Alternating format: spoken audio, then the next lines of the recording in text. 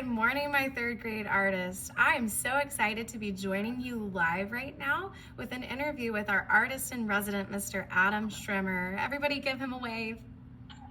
Hi, Mr. Schrimmer. So we are so excited that you're sitting down with us today for this interview.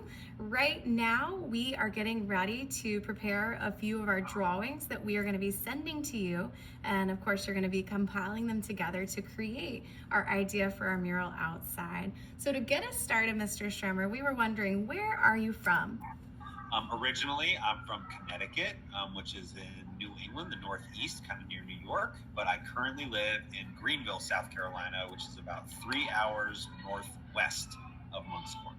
Awesome. Guys, give me a thumbs up if you've ever been to Greenville before. I see a few of us have. Yeah. So the cool thing about that is when we were introducing the idea of an artist in resident, you guys remember me talking about how an artist in resident usually travels to a completely new location and they get the gift of experiencing a new place and creating an art form there, while the location, of course, gets the gift of a beautiful work of art being left in their location. So we appreciate you traveling out to see us, Mr. Schrimmer. So we were wondering, can you tell us a little bit about what a mural artist is and what their process is like? Sure. I usually like to ask kids if they know the difference between a painting and a mural, and to see if they're aware of what the differences are. There's one big difference. A painting or a piece of art that's a painting is typically done on a canvas or a panel or another surface, and it's hung on a structure for people to view. And when you get tired of looking at that piece of art, or you want to move that piece of art, you just simply take it off and go put it someplace else. A mural is different in the fact that it is a painting, but the painting is done on a permanent structure. So either on a ceiling, which I can probably, since we're doing that, on a ceiling, on a wall, or like what I'm sitting on the floor. That is so cool. And the mural itself can only be removed by either painting over it, by sandblasting or pressure washing it off of the building, or if the structure itself is destroyed. Otherwise, the artwork becomes a permanent piece of the structure that it's painted on. That's fantastic. Just like our structure outside on our wood is going to become permanent for our school.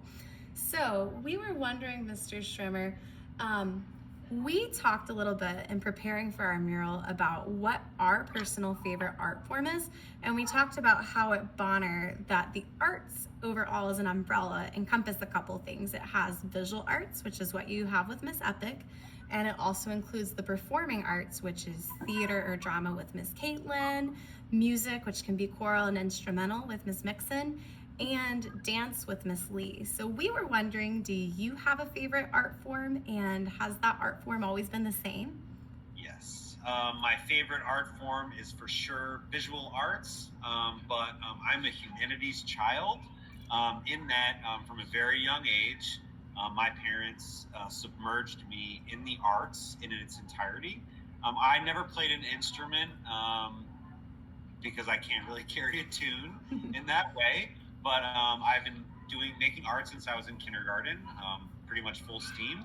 I took dance classes from first or second grade, whatever grade you're in when you're 8, until I was 17, tap and jazz and even a little ballet. And I also took part in theater from 5th until 8th grade. And the arts have always played a major role in my life. And even now as an adult, as a full-time artist, muralist, I use visual arts as my source of income, but while I'm painting, I'm always listening to music, and I also dance while I'm painting, especially if I'm feeling good or I'm happy about what I'm doing. My body just has the tendency to move while I'm working. So all the arts I love, visual arts would be my number one. Fantastic. Thank you for sharing, Mr. Schrimmer.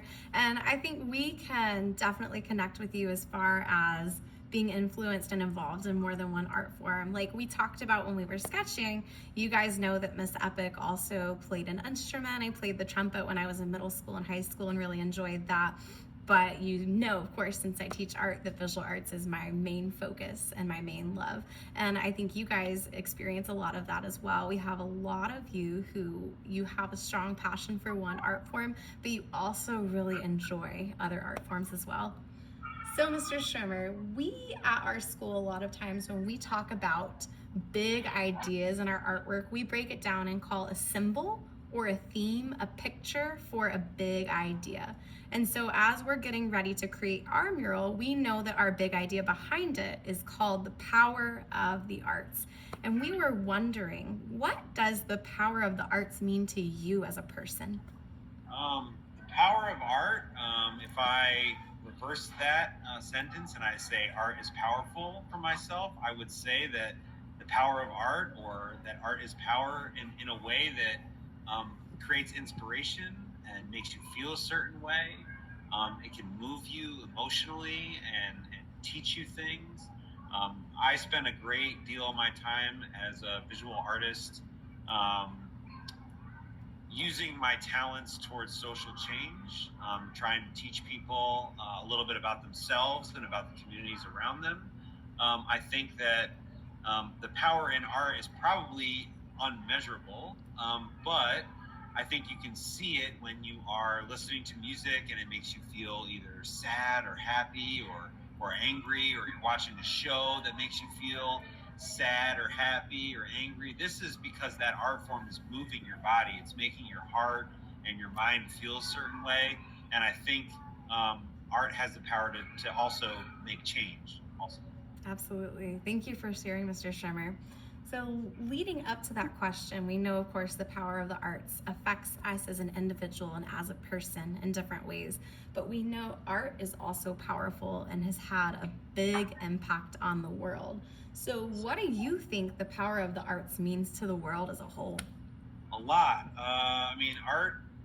Oh, art doesn't have borders the way countries or states do. You know, when you're looking at something visually or you're listening to a song, know that that song is being played all over the world. Specifically, what I do for my job as a muralist, mural art has been used for social change for decades. It was used during, like revolutionary periods in Europe and in Mexico, and it really has this really profound ability to share someone's feelings or their thoughts or their emotions about a specific topic and illustrate it or show it in a way that a broad spectrum of people can receive. So if you're painting a picture of a mother holding a child, that picture of a mother holding a child is applicable in every country, on every continent, on the planet Earth, because in every country, on every continent, there are mothers holding children. So that thought can resonate across borders or lines. And I think art has the ability to bring people together in that way. Absolutely. I love that you share that with us, Mr. Schirmer.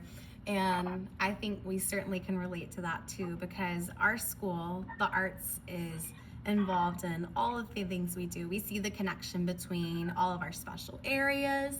We see how the arts connect to what we learn in class. And we also feel connected to our peers and our students because of the arts. So that's something certainly that could influence us later as we're creating our drawing. So my final question for you today, Mr. Schirmer, when we were preparing to draw earlier in Ms. Epic's class, we talked a little bit about how people can inspire us. We might have a favorite actor or musician or dancer or artist who we've drawn inspiration from. So we were wondering, do you have anyone in particular who inspires you? I do. I would say, as an umbrella for me, over the idea of who inspires me, um, the people that inspire me for the most part are people who overcome adversity. Um, a huge part of the message that I like to share with kids or anybody that I'm working with is that it's just super easy to quit, super easy to give up. To say, oh, this is too hard, or I can't do this, or I don't know how to do this, and it's just so easy to say those things. It's much more difficult to stay the course and to push through. Even if what you're making or what you're trying doesn't work out, it's still that much more hard to swallow your pride and push through something. So I'm inspired by people who overcome adversity, people who see a challenge in front of them and decide within themselves that they're going to work harder to either try and overcome it or teach themselves a new skill. I'm inspired by that. More specifically, I'm inspired by artists. I love poetry. The written word is something that really, I'm not very good at it. My grammar isn't that great, but poetry and poets are people that really inspire me. Robert Frost is a poet, Walt Whitman, E. E. Cummings, Maya Angelou. These are all poets who share messages and say things that resonate in my heart. And I draw a lot of inspiration from my heart as a second to that. And in visual arts, it's similar. I look at people who have spent their lives or their entire course of their life in their chosen career. Pablo Picasso is an artist that I I follow his work and I love his work because he spent his entire life, no matter what was going on or where he was living, producing work, and it was ever evolving and ever changing. And another artist named Chuck Close, who happens to be confined to a wheelchair, but he creates these paintings that are 2 stories tall, all from his wheelchair. And that means a lot, because when you see someone in a wheelchair, you automatically assume that they can't do anything, which isn't the right approach. You know that you're capable of anything. And again, like I said, being inspired by people who can overcome difficulty is something that I really draw from. Yeah, thank you for sharing that, Mr. Schrimmer. And I think one of the really important things you pointed out that we also can relate to is that being an artist and being inspired by somebody doesn't mean that they have to be a famous person. You can gather inspiration from anyone around you, whether it be your teacher, whether it be your classmate, or your family member. We all are artists, and doing it as a career, being an adult, or being famous is not what makes you an artist. No, not at all. It's the practice. No, not at all. I wouldn't say, I'm not on TV and I'm not on, the big movie screen or anything like that, but I do feel somewhat that I'm an inspiration to people. And I think that that's really it. It's what you leave behind. It's your legacy. It's how you behave. It's how you treat people that helps you to become an inspiration to others.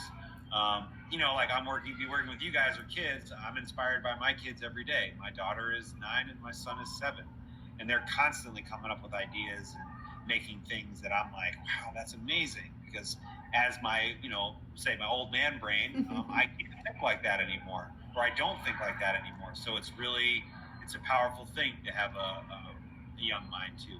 I draw a lot of inspiration from kids too. So. Absolutely. Thank you for sharing, Mr. Schrimmer. So, boys and girls, from here on out, we are going to be joining together to create some of our drawings based on what we believe the power of the arts means to us. And then sometime next week, Mr. Schrimmer is going to be working with you and your group outside to create your mural. We are so excited for that experience. So, Mr. Schrimmer, we thank you so much for your time and joining us today, and we cannot wait to see you. Thank you so much. Looking forward to it.